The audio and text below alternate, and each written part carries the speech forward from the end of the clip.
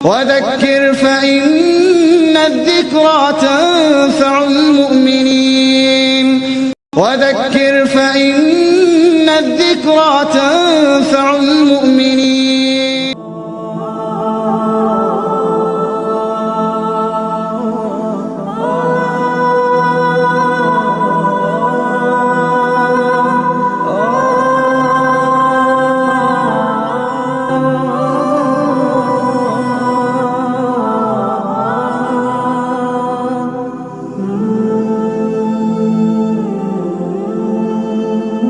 الحمد لله رب العالمين نحمده ونستعينه ونستغفره ونعوذ بالله من شرور أنفسنا ومن سيئات أعمالنا من يهده الله فلا مضل له ومن يضلل فلا هادي له أشهد أن لا إله إلا الله وحده لا شريك له وأشهد أن محمدا عبده ورسوله أرسله بالهدى ودين الحق ليظهره على الدين كله ولو كره المشركون. أما بعد فإن خير الحديث كتاب الله وخير الهدي هدي محمد صلى الله عليه وسلم وشر الأمور محدثاتها وكل محدثة بدعة وكل بدعة ضلالة وكل ضلالة في النار. أعوذ بالله من الشيطان الرجيم. بسم الله الرحمن الرحيم. لن يستنكف المسيح أن يكون عبدا لله ولا الملائكة المقربون ومن يستنكف عن عبادته ويستكبر فسيحشرهم إليه جميعا. அளவற்ற அருளாளனும் நிகரற்ற அன்புடையனுமாகிய அல்லாஹ்வின் திருப்பெயரால் என்னுடைய உரையை துவங்குகின்றேன்.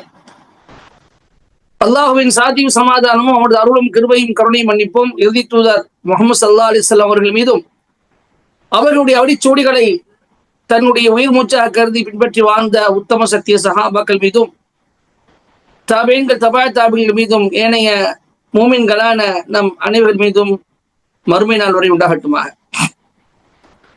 எல்லாம் வல்ல அல்லாஹ்வின் நல்லடியார்களே, சென்ற 2 வாரங்கள் நற்குணத்தில் சிறந்து விளங்கக்கூடிய 2 பண்புகளை குறித்து நாம் குத்பா பிரசங்கத்திலே கண்டோம். இன்று அதற்கு நேர் மாற்றமாக மிகவும் மோசமான ஒரு குணத்தை குறித்து நாம் அறிய இருக்கின்றோம். எந்த குணம் ஒரு மனிதத்தில் இருக்கக்கூடாதோ, எந்த பண்பு ஒரு மனிதனுடைய அத்தனை நல்ல அம்சங்களை எல்லாம் அழித்து விடுமோ, எந்த பண்பு ஒரு மனிதரை அல்லாஹ்வுடைய பார்வையில் மிகவும் கீழ்த்தரமாக ஆக்குமோ, அப்படிப்பட்ட ஒரு மோசமான பண்பை குறித்துதான் இன்று நாம் காண இருக்கின்றோம். அது என்ன? அதுதான் தற்பெருமை. இந்த தற்பெருமை என்பது ஷைத்தானிய ஒரு குணமாக இருக்கின்றது. வஞ்சிக்கப்பட்ட, விரட்டப்பட்ட, துரத்தப்பட்ட ஷைத்தானுடைய ஒரு குணமாக இருக்கின்றது. அந்த குணம், அந்த பண்பு ஒரு மனிதனை எல்லா விதமான நல்ல அம்சங்கள் விட்டு தூரமாக்குகிறது. உலகத்தில் முதலில் செய்யப்பட்ட ஒரு பாவம் என்பது தற்பெருமையாக இருக்கின்றது. இப்லீஸ் அந்த பாவத்தை முதலில் செய்தார். அந்த ஒரு குணம் இருக்கின்ற காரணமாக அல்லாஹ்வுடைய கட்டளைக்கு மாறு செய்து அல்லாஹ்வையே எதிர்த்து பேசக்கூடிய அளவுக்கு அவனை அது தூண்டியது. ஆதம் அலைஹிஸ்ஸலாம் அவர்களை படைத்த பிறகு, அவனுக்கு கற்றுக் கொடுக்க வேண்டியதெல்லாம் கற்றுக் கொடுத்த பிறகு, அதை அவர்கள் மலக்குமார்களுக்கு சொல்லிக் கொடுத்து அறிவித்த பிறகு, அவர்களுக்கு சஜ்ஜா செய்யும்படி, அவர்களுக்கு சிரமம் அளிக்கும்படி அல்லாஹு தஆலா மலக்குமார்களும் இப்லீஸையும் படித்தான். மலக்குமார்கள் எல்லாரும் அல்லாஹ்வுடைய கட்டளைக்கு இணங்க ஆதமுக்கு சிரம்பணிய இப்லீஸ் சொட்டு மறுத்தான். வஸ்தக்பர வகான மினல் காஃபிரின், இப்லீஸ் தற்பெருமை கொண்டான், அவன் காஃபிரில் ஒருவனாக ஆகிவிட்டான் என்று அல்லாஹு தஆலா சொல்லி காட்டுகின்றான். பரமேஸ்வர சகோதரர்களே, இந்த கிபுர் என்ற இந்த தற்பெருமை என்பது அல்லாஹுவை மாறு செய்ய வைத்தது, அல்லாஹுவையே எதிர்த்து பேச வைத்தது, அல்லாஹுடைய கட்டளைக்கு செவி சாய்க்காமல் செய்தது. அதுக்குண்டான காரணத்தை அல்லாஹ் கேட்டபோது, உனக்கு நான் கட்டளையிட்டேனே, மா மனாக அன் தஸ்ஜுத லிமா அமர்துக், உனக்கு நான் கட்டளையிட்ட போது சஜதா செய்வதை விட்டு உன்னை தடுத்தது எது என்று அல்லாஹ்வுத்தாலா கேட்ட போது அவன் சொன்னான், அன கைரும் மின்ஹு, நான் அவனை விட மிகச் சிறந்தவனாக இருக்கிறேன். கலக்தனி மின் நாரி வ கலக்தஹு மின் தீன், நான் சிறப்பானவனாக இருக்க காரணம், நான் நெருப்பால் படைக்கப்பட்டவன், அவரோ மண்ணால் படைக்கப்பட்டவன். நெருப்பு தான் மண்ணை விட உயர்ந்தது, எனவே நான் உயர்ந்தவன் என்று அல்லாஹ்விடம் அதுக்குள்ள காரணத்தை அவன் சொன்னான். பிறகு அல்லாஹுவால் துரத்தப்பட்டான், விரட்டப்பட்டான், கடைசி வரைக்கும் நிந்திக்கப்பட்டவனாக அவன் இருக்கின்றான் உலகம் முடிகின்ற வரை. அப்போ இது எவ்வளவு பெரிய ஒரு மோசமான குணம் என்பதற்கு பல சான்றுகளை நாம் ஹதீஸ்களை காண முடியும். அப்ப ரசூல் ஸல்லல்லாஹு அலைஹி அவர்கள் இந்த குணத்தை பற்றி நமக்கு எவ்வாறு அறிமுகப்படுத்துகிறார்கள் என்றால், அல் கிப்ரு பி அன்னஹு பத்ருல் ஹக்கி வ கம்துன் நாஸ், முஸ்லிம் என்ற ஹதீஸ் கிரந்தத்தில் சொல்லப்பட்ட செய்தி என்னவென்று சொன்னால், கிபர் என்றால், தற்பெருமை என்றால், பத்ருல் ஹக்கி, ஹக்கை மறுப்பது, ஹக்கை புறக்கணிப்பது, சத்தியத்தை புறக்கணிப்பதும், வ கம்துன் நாஸ், மக்களை இழிவாக கருதுவதுமாகும் என்பதாக ரசூல் ஸல்லல்லாஹு சொல்லி காட்டுகின்றார்.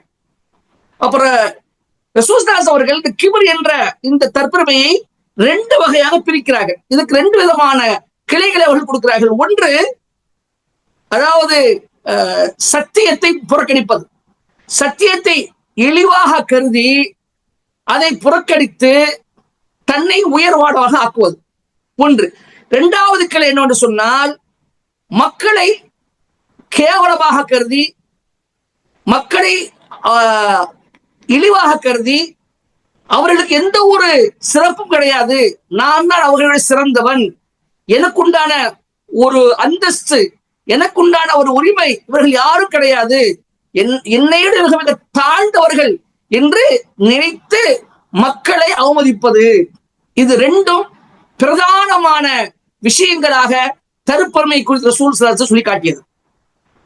அருமை சகோதரர்களே, தற்பெருமை கொள்ளக்கூடியவர்களுக்கு சில அடையாளங்கள் சொல்லப்படுகின்றது, சில பாதிப்புகள், தற்பெருமை கொள்வதற்கு காரணமாக ஏற்படக்கூடிய பாதிப்புகள் அல்லது அவர்களுக்கு உண்டான அடையாளம் என்ன, ஒரு முத்தக்கபீர், ஒரு தற்பெருமை கொள்ளக்கூடிய ஒரு அடையாளம் என்ன. அதுக்கு முன்னாடி அருமை சகோதரர்களே, அல்லாஹ் தஆலா ஒரு முக்கியமான வசனத்தை அல் கஸஸ் என்ற அத்தியாயத்தில் குறிப்பிட்டு காட்டுகிறான். அது என்ன வசனம்? அது தில்க தாருல் ஆகிரத்து நஜஅலுஹா லில்லதீன லா யுரீதுன உலுவன் ஃபில் அர்தி வலா ஃபஸாதா வல் ஆகிபத்து லில் முத்தகீன். அந்த மறுமை வீடு இருக்குதே, அந்த மறுமை வீடு இன்னாருக்கு சொந்தம் என்று அல்லாஹ் சொல்லணும். அந்த மறுமை வீடு யாருக்கு சொந்தம்? இன்னாருக்கு சொந்தம், இன்னாருக்கு சொந்தம், இப்படிப்பட்ட குணமுடையவருக்கு, இப்படிப்பட்ட பண்புடையவருக்கு சொந்தம் என்று அல்லாஹ் தஆலா சொல்லணும். ஆனா இந்த வசனத்தை அல்லாஹ் அப்படி சொல்லாம அல்லாஹ் என்ன சொல்றார் என்றால், தில்க தாருல் ஆகிரா, மறுமையினுடைய அந்த வீடு, நஜஅலுஹா லில்லதீன யுரீதுன உலுவன் ஃபில் அர்தி வலா ஃபஸாதா, அந்த வீட்டை இந்த பூமியில் தற்பெருமையையும் குழப்பத்தையும் யாரு விரும்பவில்லையோ அவர்களுக்காக ஆக்கி வைத்திருக்கிறோம். வல் ஆகிபத்து முத்தகீன், இறுதி முடிவு முத்தகீன்களுக்காக இருக்கின்றது, இறைச்சொடிகளுக்காக இருக்கின்றது என்று அல்லாஹ் சொல்லி காட்டுறான். அப்போ உலுவன் ஃபில் அர்தி, இந்த பூமியில் தன்னை உயர்வாக எப்படி அந்த ஃபிரௌனுக்கு பயன்படுத்திய வார்த்தை எல்லாம் சொல்றான். ஃபிரௌனை தனி உயர்வாக கருதினான். அந்த ஃபிரௌன் பற்றிய சம்பவத்தையும் அல்லாஹ் சொல்லிவிட்டு காரூனை பற்றி அல்லாஹ் சொல்லி, காரூன் தற்பெருமை கொண்டதை, தற்பெருமை எடுத்து அவனுக்கு ஏற்பட்ட அந்த தண்டனை அல்லாஹ் சொல்லிவிட்டு இந்த வசனத்தை அல்லாஹ் முத்தாய்ப்பாக சொல்லி அந்த சம்பவத்தை எல்லாம் முடிக்கிறான். அப்ப இந்த பூமியில் தன்னை மிக உயர்வாக கருதி மற்ற எல்லாவற்றையும் மட்டம் தட்டான் ஃபிரௌன். அதே போன்ற காரூனும் இந்த உலகத்தை தன்னை மிக உயர்வாக கருதி அல்லாஹ் தனக்கு கொடுத்த ஞாபகத்தையும் மறுத்து இது தன்னால் வந்த அருள் குறைந்த அல்லாஹ் எனக்கு கொண்டு தரல என்று அல்லாஹ்வை அல்லாஹ் கொடுத்த ஞாபகத்தை மறுக்கக்கூடிய அளவுக்கு அவன் திமிர் கொண்டு எழுந்து தன்னை மிகவும் மிகவும் உயர்ந்தவனாக கருதிய காரணமாக அவன் 2 பேருமே அல்லாஹ் தண்டிக்கப்பட்டார்கள். அதுக்கு பிறகு அல்லாஹ் எனவே அல்லாஹ் சொல்றான் உழுவன் அல்லாஹ் கிபிரவாதி சொல்லல, தற்பெருமை வார்த்தையை சொல்லல.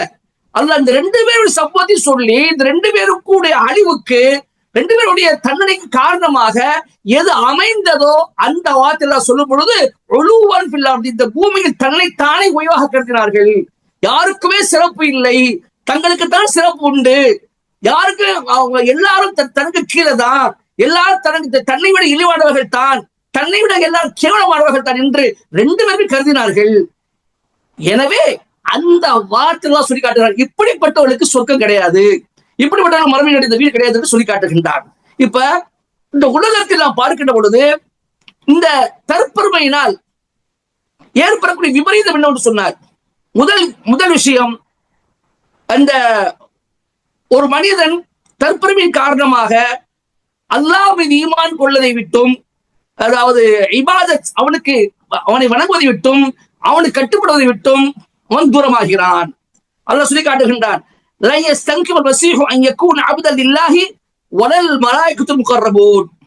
மசீஹ் என்ற ஈசாவும் நெருக்கமான அல்லாஹ்வுக்கு நெருக்கமான வானவர்களும் அல்லாஹ்வுக்கு அடிமையாக இருப்பதை ஒரு குறையாக கருதப்பட்டார்கள்.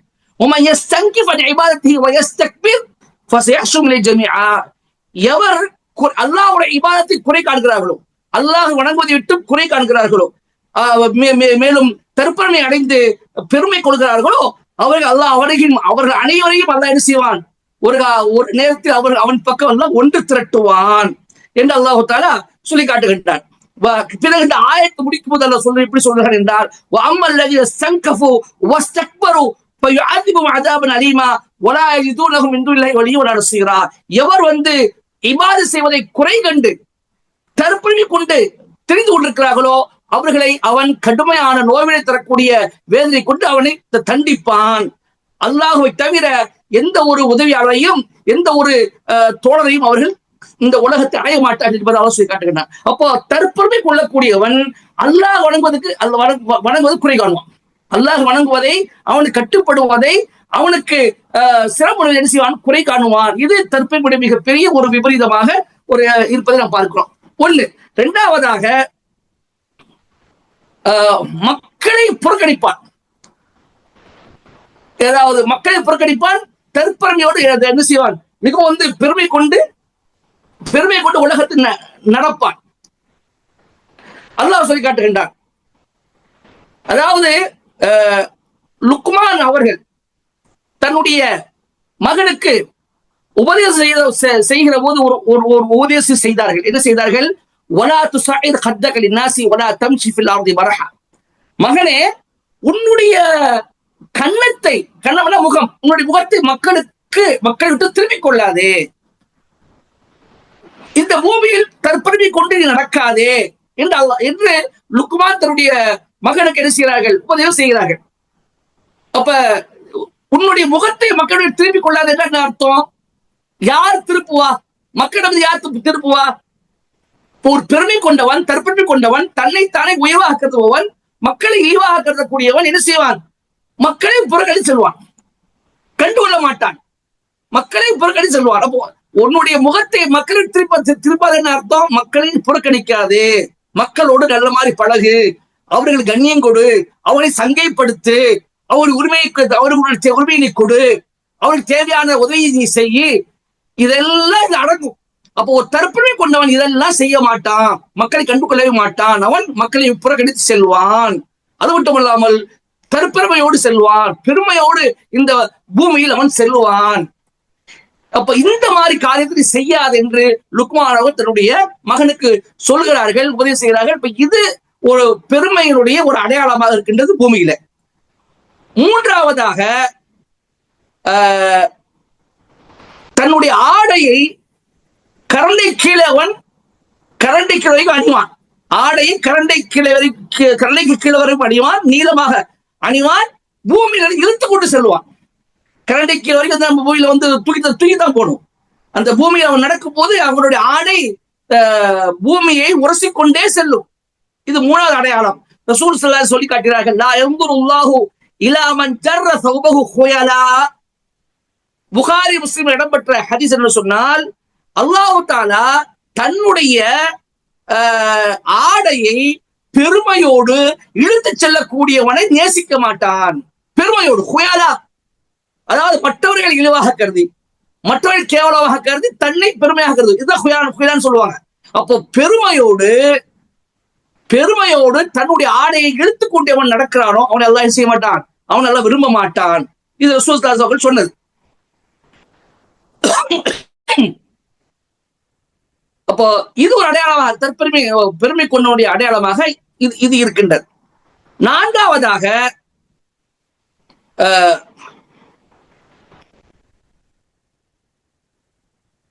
மக்கள்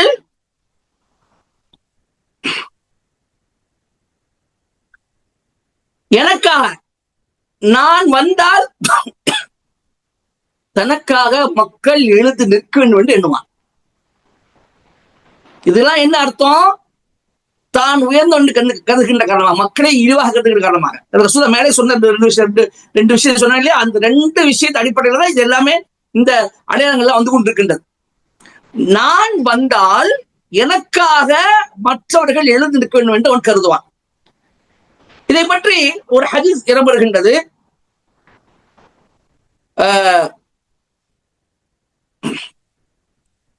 முஆவியா ரலியல்லாஹு தஆலா அவர்கள் ஒரு இடத்துக்கு வர்றாங்க, வெளியே வர்றாங்க. அவங்க வந்ததை பார்த்து அப்துல்லா பின் ஜுபைர் அவர்களும் இப்னு சஃப்வான் அவர்களும் எழுந்திருக்கிறாங்க. அவர் வருவதை பதிவு செய்யறாங்க, எழுந்திருக்கிறாங்க. ஃபகால முஆவியா சொன்னார்கள், இஜ்லிஸா, ரெண்டு பேரும் நீங்க உட்காருங்க. ஏன் எழுந்திருக்கிறீங்க, உட்காருங்கன்னு சொன்னார்கள். சொல்லிட்டு சொன்னாங்க, சமிஅத்து ரசூலுல்லாஹி ஸல்லல்லாஹு அலைஹி வஸல்லம் யகூலு மன் சர்ரஹு அன் யதமஸ்ஸலஹு ரிஜால் கியாமன் ஃபல்யதபவ மக்அதஹு மினன் நார். ரசூல் ஸல்லல்லாஹு அலைஹி வஸல்லம் சொன்னதை நான் கேட்டிருக்கிறேன். எவருக்கு தான் வந்தால் தனக்காக மற்ற மனிதர்கள் எழுந்து நிற்க வேண்டும் என்பது சந்தோஷத்தை, மகிழ்ச்சியை தருகிறதோ அவர் தன்னுடைய இருப்பிடத்தை நரகத்தில் ஆக்கிக் கொள்ளட்டும் என்று ரசூலுல்லாஹ் சொன்னாங்க. எனவே நீங்க நரகவாசியாக ஆகாதீங்க, நீங்க உட்காருங்க என்று முஆவியா ரலியல்லாஹு அன்ஹு சொன்ன செய்தி திரும்பி இடம்பெறுகின்றது.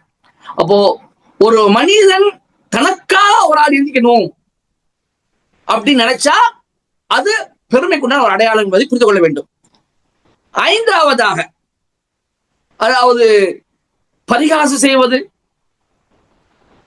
அதாவது மனசை நோகும்படி பேசுவது, கண்களால் அடையாளம் ஒரு மனிதர் போறான்னு சொன்னா அந்த மனிதனுடைய கண் ஜாடையால் அவரை குறித்து பேசுவது, அல்லது உடல் மொழியால் அவரை குறித்து பேசி கிண்டல் செய்வது, அதே போன்று புறம் கோல் சொல்லுவது, அதே போன்று கெட்ட பட்ட பெயர்களை வைத்து பட்ட பெயர் சூட்டி அழைப்பது, இது எல்லாமே தற்பெயர்களுடைய அடையாளமாக இருக்கின்றது. ஆறாவது அடையாளம் என்னன்னு சொன்னால், ஒரு இடத்துக்கு போறோம், ஒரு மஜ்லிஸுக்கு போறோம், அந்த இடத்துல தன்னை விட அந்தஸ்தில் குறைவானவர்கள் இருப்பதை கண்டால் அங்கே அவர் உட்கார மாட்டாங்க. அவர்கள் எழுந்து செல்ல வேண்டும். அங்க போய் அங்க உட்கார்றதா, அவனுடைய அந்தஸ்து என்ன, என்னுடைய அந்தஸ்து என்ன, அவனுடைய சேர்ந்தா நான் உட்கார மாட்டேன் என்று ஒரு சில நம்முடைய மக்கள் பாக்குறோம். சில பேர் சொல்லிட்டு இருக்கிறாங்க. ரொம்பவும் அதாவது உயர்வான ஒரு அதிகமான சம்பளம் வாங்கக்கூடியவங்க தன்னை விட குறைவான சம்பளம் வாங்கக்கூடியவர்களையோ, அல்லது ஒரு டாப் லெவல் ஜாப்ல இருக்கக்கூடியவங்க தன்னை விட ஒரு சாதாரண டிரைவராக இருக்கக்கூடிய, அல்லது ஒரு சாய் பாயாக, ஒரு டீ போடக்கூடிய ஒரு வேலை செய்யக்கூடிய யாராக இருந்தாலும் அவங்க பக்கத்துல போய் இருக்கிறது விரும்ப மாட்டாங்க, கூட சேர்ந்து உட்கார்ந்து விரும்ப மாட்டாங்க. நிறைய இந்த மாதிரி நிறைய நடந்துருக்கு. இப்போ நிறைய பேரை இந்த மாதிரி நம்ம காண முடியும். தன்னுடைய அந்தஸ்து, தன்னுடைய வேலை, ஜாப், சம்பளத்தை வைத்துக் கொண்டு தன்னை விட குறைவான சம்பளம் உள்ளவங்க, குறைவான ஜாப்ல இருக்கக்கூடியவங்க, குறைவான சாதாரண வேலை செய்யக்கூடியவங்க, இவங்களை ரெண்டு பேரும் ஒப்பிட்டு நான் அவனுக்கு சமமாக உட்கார முடியுமா என்று சொல்லக்கூடிய ஆட்கள் நிறைய பேர் இன்னும் நம்மகிட்ட இருக்கிறாங்க. ஏகத்துவவாதிகள் மத்தியிலும் அந்த அந்த பண்பு இருக்கதான் செய்யுது. இது மிக மோசமான குணம். இது பெருமை அடிப்பதற்குண்டான ஒரு அடையாளமாக இருப்பதை நாம் காண முடியும். இது சம்பந்தமாக நாம் பார்க்க முடியும். அருமை சகோதரர்களே, ரசூல் ஸல்லல்லாஹு அவர்கள் ஒரு சம்பவம் என வருகின்றது. ஸஅத் அபி வக்காஸ் ரலியல்லாஹு தஆலா அறிவிக்கிறார்கள், குன்னா மஅ நபி ஸல்லல்லாஹு அலைஹி வஸல்லம் சித்தத நஃபர். நாங்க ரசூல் ஸல்லல்லாஹு அலைஹி வஸல்லம் சேர்ந்து ஒரு 6 பேர் உட்கார்ந்து இருந்தோம். 6 பேர் அங்க உட்கார்ந்துட்டு இருந்தோம். இவன் இந்த 6 பேருமே முஷ்ரிக்கீன் குறைஷிகளை பொறுத்தவரை மிகவும் தாழ்ந்த ஜாதி, குறைவான ஒரு அந்தஸ்துக்குரியவர்கள், அதாவது ஏழை மக்கள். அப்போ ஃபகால முஷ்ரிகூன நபி ஸல்லல்லாஹு அலைஹி வஸல்லம் உத்ருது ஹாவுலா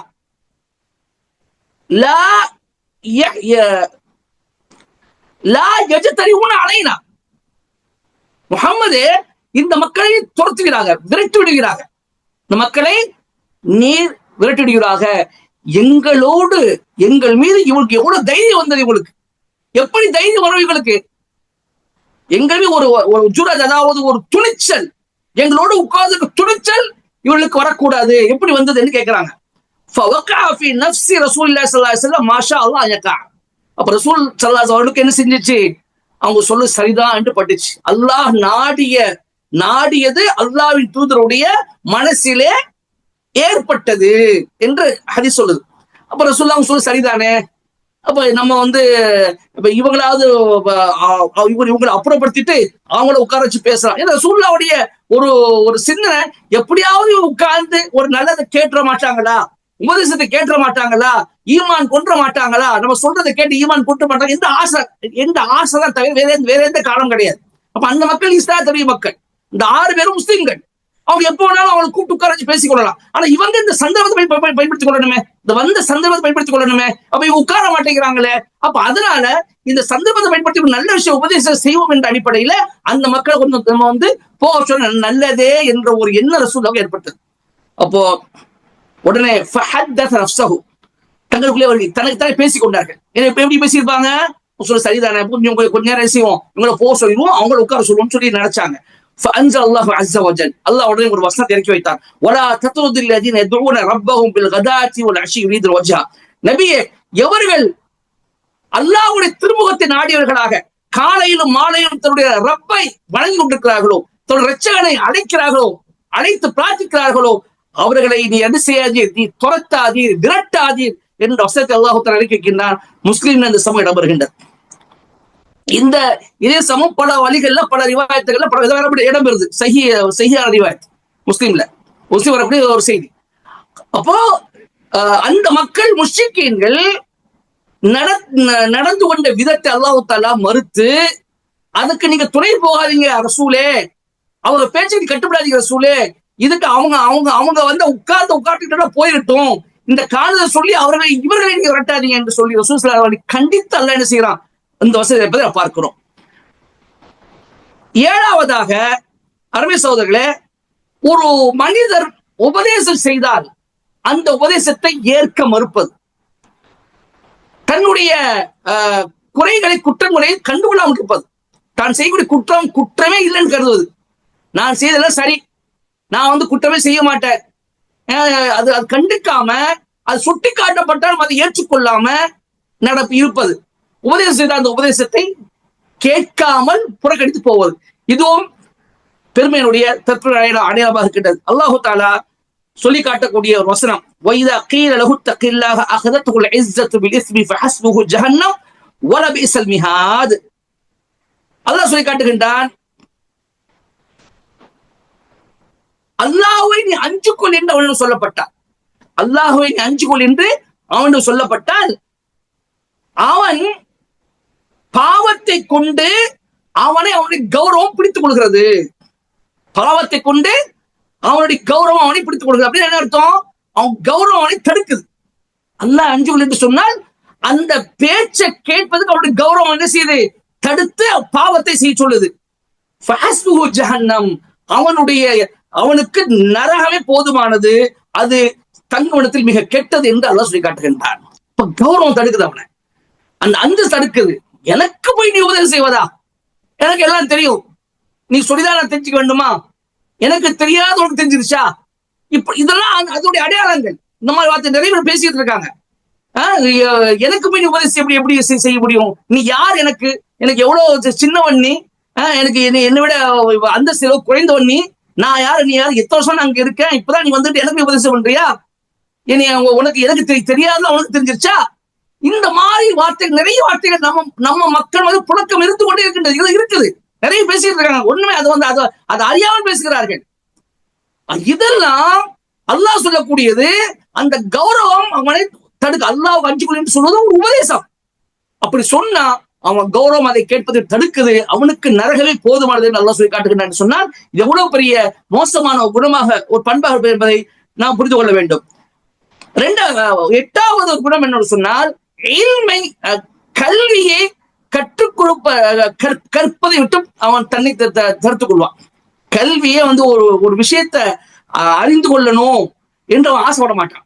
அதான் அது இல்லாததா காரணம், உயர்ந்த எனக்கு எல்லாமே தெரியும் என்று ஒருத்தர் நினைச்சா எப்படி கல்வி கற்றுக்கொள்வான்?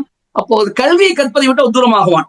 இப்போ வந்து முஜாஹித் என்ற அறிஞர் கூறுகிறார்கள், வெக்கப்படக்கூடியவன், கூச்சப்படக்கூடியவனும் தற்பெருமை கொள்ளக்கூடியவனும் எந்த ஒரு கல்வியை கற்றுக்கொள்ள மாட்டான். இது புகாரில் இமாம் புகாரி அவர்கள் ஒரு இடையில அவங்க தாலிக் என்று சொல்வாங்க. தாலிக் என்று சொன்னா எந்த ஒரு ரிவாயத்து இருக்காது, அறிவிப்பாளர் யாரும் இருக்க மாட்டாங்க. அப்படிப்பட்ட ஒன்று நிறைய விஷயங்களை இமாம் புகாரி பதிவு செஞ்சிருப்பாங்க. ஒரு தலைப்பிட்ட தலைப்பு ஒரு ஹதீஸ் சொல்றதுக்கு முன்னாடி இந்த மாதிரி ஒரு தலைப்புக்காக என்ன செய்வாங்க, ஒரு சில பேருடைய கருத்துக்களை இமாம் புகாரி பதிவு செய்திருப்பாங்க. அது தாலிக் என்று சொல்வாங்க. தாலிக் தொங்க விடப்பட்டது அர்த்தம்.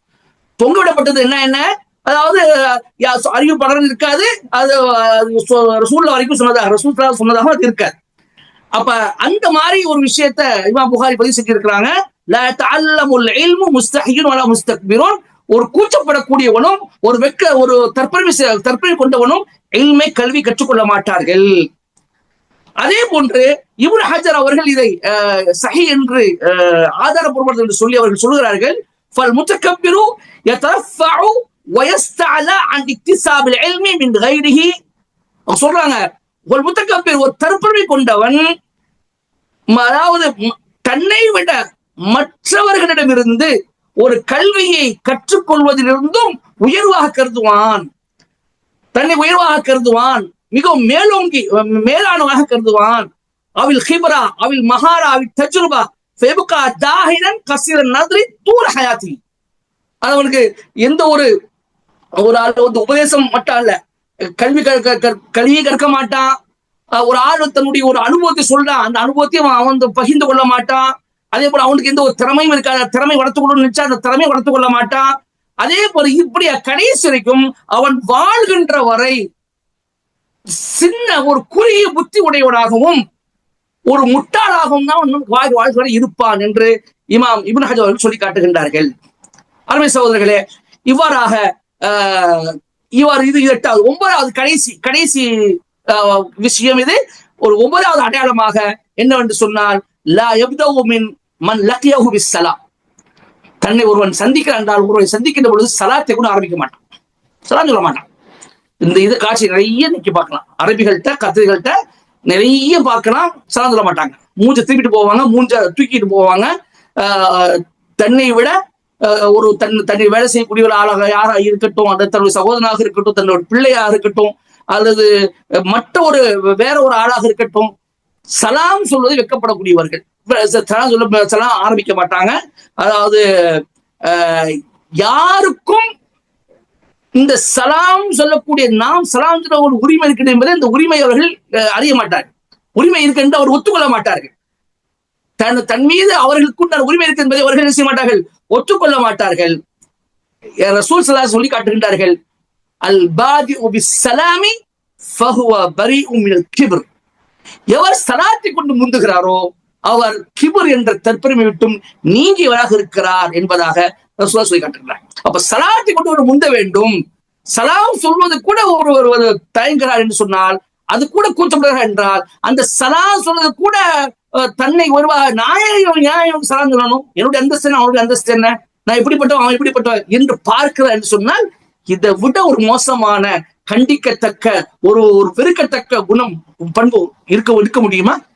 எனவே எல்லா வகையான தீமைகளுக்கும் தலையாய தீமையாக இருக்கக்கூடியது இந்த கிபர் என்ற தற்பெருமையாக இருக்கின்றது.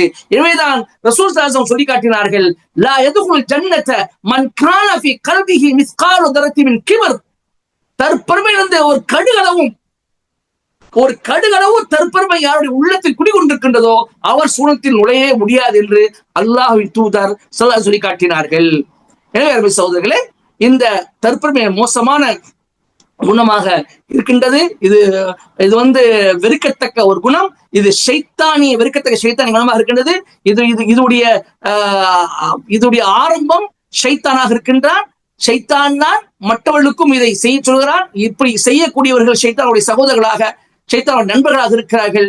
இந்த மாதிரி வெறுக்கத்தக்க மோசமான குணத்தில் இருந்து நாம் விலகி இருக்க வேண்டும். எப்படிப்பட்ட இந்த மாதிரி மோசமான குணத்தை உடைய துர்ப்பாக்கியசாலிகளாக அல்லாஹ் ஆக்குவதை விட்டு நம்மை பாதுகாப்பானாக என்று கூறி இந்த உரையை நான் முடித்துக் கொள்கின்றேன். வாஹிதாவான் அல்ஹம்துலில்லாஹி ரப்பில் ஆலமீன். அஸ்ஸலாமு அலைக்கும் வரஹ்மத்துல்லாஹி வபரகாத்துஹு. وذكر فإن الذكرى تنفع